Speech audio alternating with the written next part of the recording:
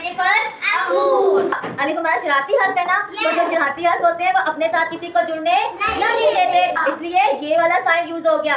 अलिफ ने नून को अपने साथ जुड़ने नहीं दिया कि नून की आधी शक्ल के बाद काफ की आधी शक्ल। नून हमारा क्या है?